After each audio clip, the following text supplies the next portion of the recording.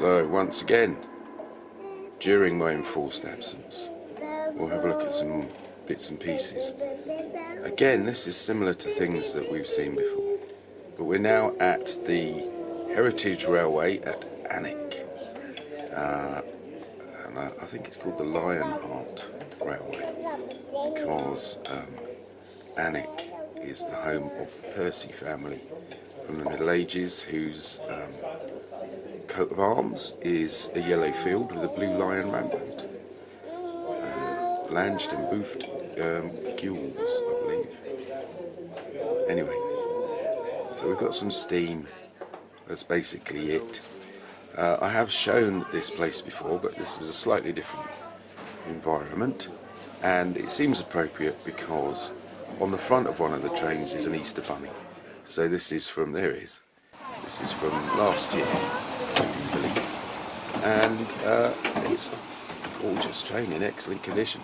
They usually get the railway up and running for the new season around about Easter, so everything's neat and tidy.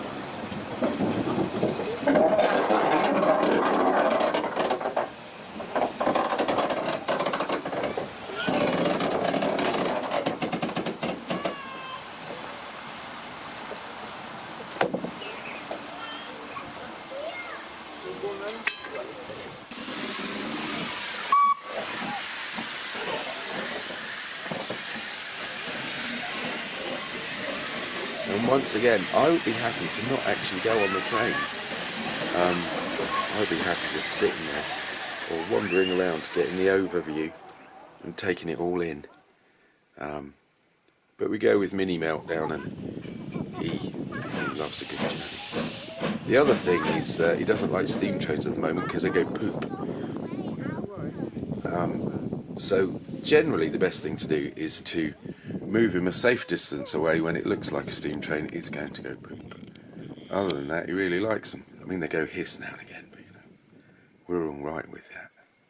So what we've done is we've travelled from that station that you saw, and we've gone up to as far as the rails go, approximately, where they've built a little platform. And there the train turns around, backs up, and picks up the carriages again. It's a short run, which actually can be a blessing, particularly when you've got a small boy who's hyperactive.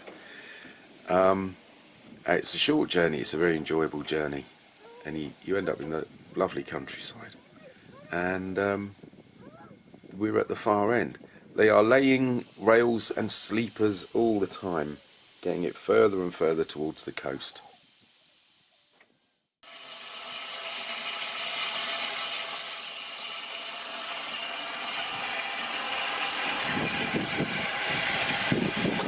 Oh, and as a birthday present, Mrs. Meltdown sponsored me a sleeper. How about that? There they are, the terrible two, and so I'm responsible for one sleeper's work. So heroic me. I'll let you watch a little. We're back at the main station.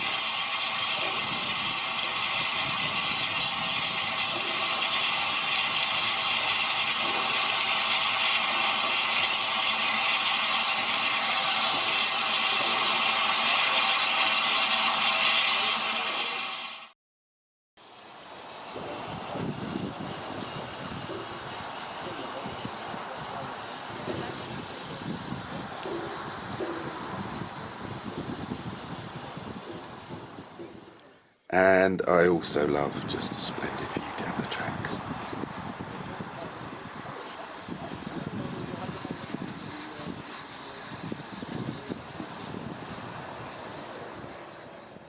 Oh, and of course I wander round to the other bits and pieces. Always magnetised to a good diesel shunter. Just something about them is glorious, and this one is a beauty. And sometimes you see it in action when they're not open, but they're sorting things out, because you can see this area from an industrial estate across the way. Just looking over the A1, you can see this. You can see the shunters to and fro. This one's a beauty. and they know it, and they've got it where you can see it, which is good.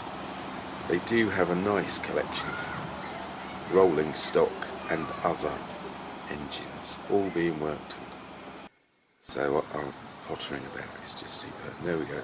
Turn round and into the engine shed, wherein lies more gems. Look at this beauty. And to my horror, because I've never seen inside one of these before, they've opened the doors up. I was expecting an array of colossal engines in there. Getting the thing going. Look at that. So what's all that superstructure for? What's all the outside about? I thought it was going to be massive in there. Never mind, now I know. I'm naive. I don't do great lengths of research on some things. I enjoy not knowing. And diesel shunters, I'm happy to just look and take in.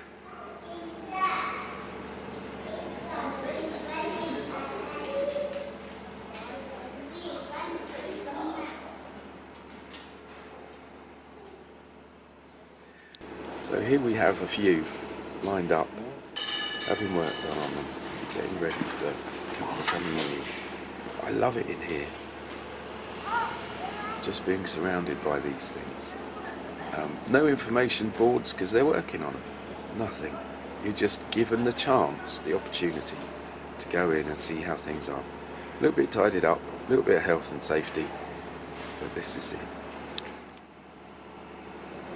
And then we go out the other doorway,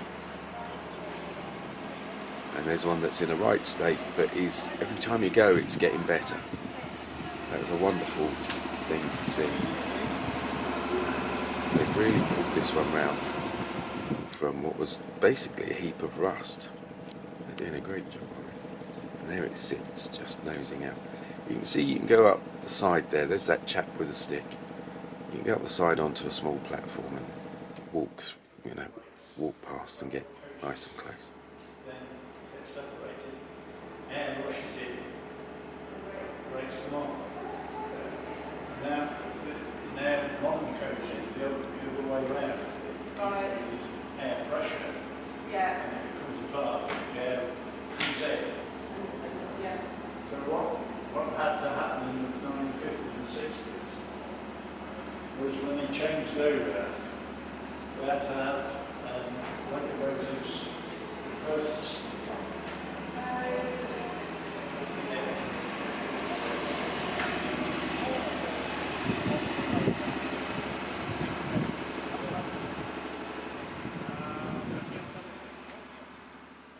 There you can see down the sides all the other stuff.